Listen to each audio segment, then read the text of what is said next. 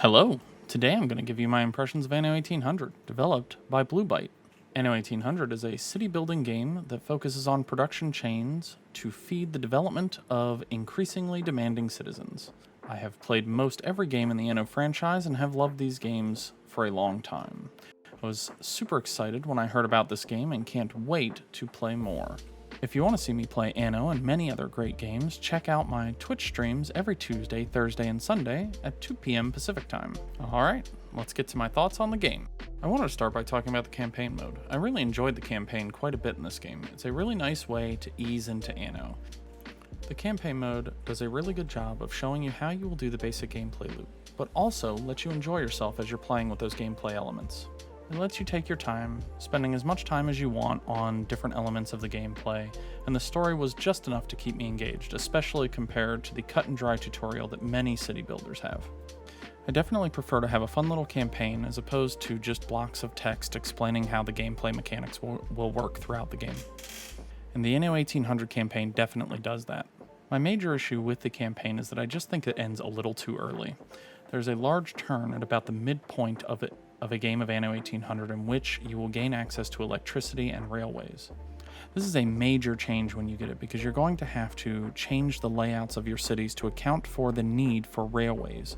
The campaign doesn't touch on this at all, and the first time that you play in sandbox mode, this can be extremely disruptive. And I think that it would help if it was a part of the campaign so that you could kind of get a feel for this as you're going into it for the first time in your sandbox gameplay and get a little bit of that tutorialization for how railways are going to work or how oil and fuel will work throughout your cities.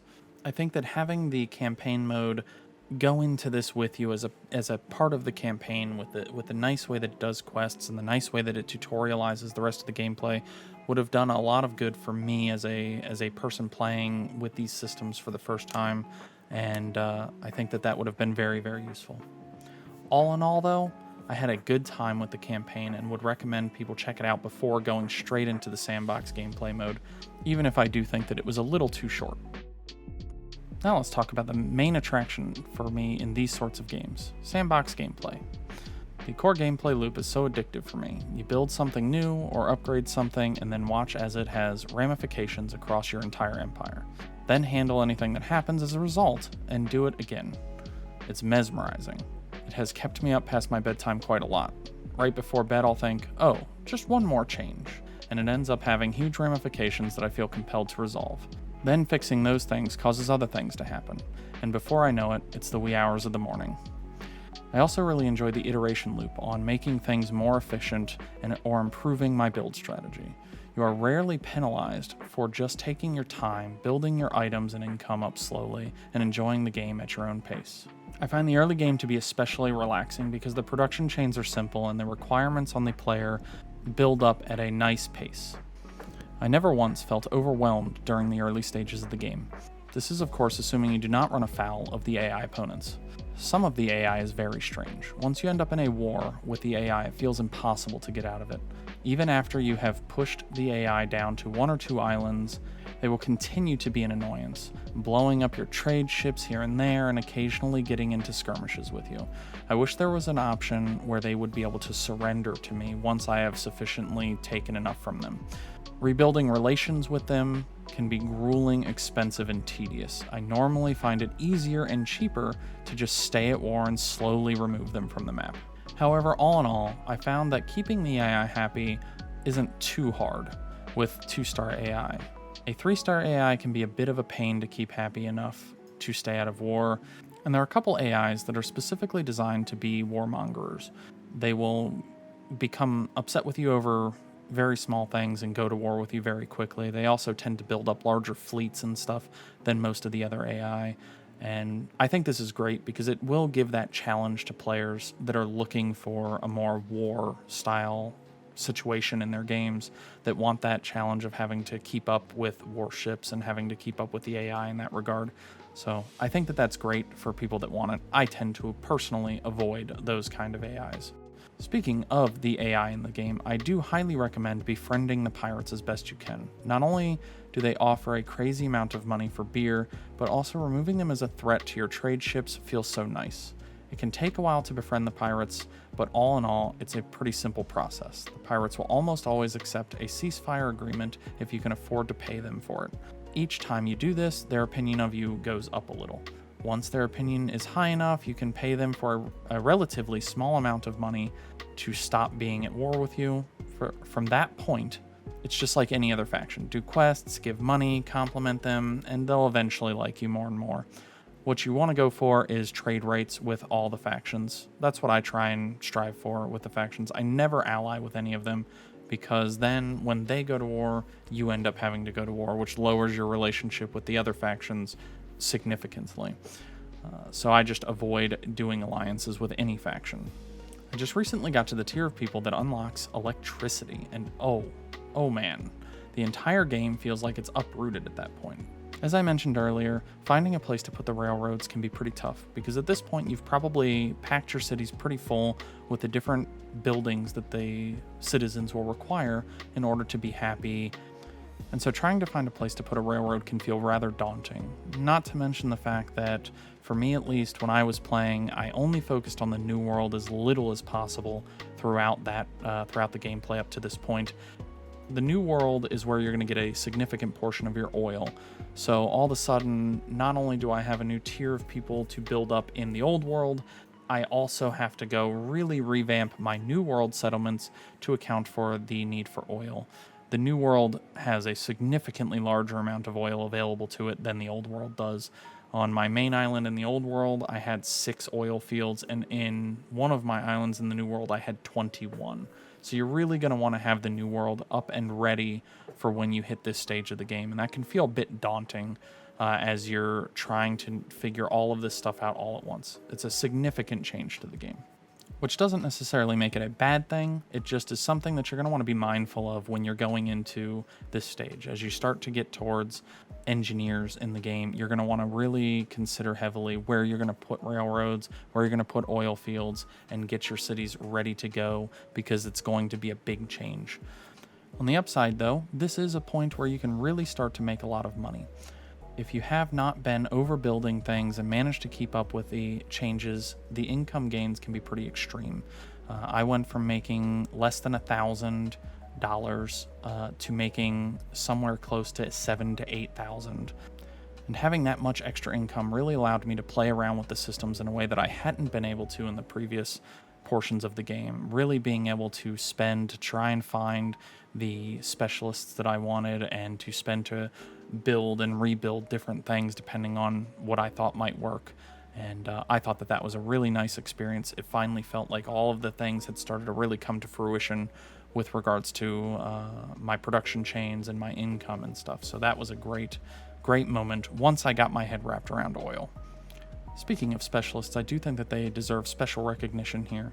If you are playing this and have not messed with the specialists or the items system yet, I highly recommend that you look into it and start trying to check out Eli over at the prison area and see what kind of specialists you have access to. The game can be completely changed by use of certain specialists. I find that they are really, really nice for helping me to work around certain problem areas in my cities or in my islands, and they just are a fantastic thing in the game. Highly recommend that you keep an eye out for them throughout the game, and especially keep an eye out for some of the really nice ones.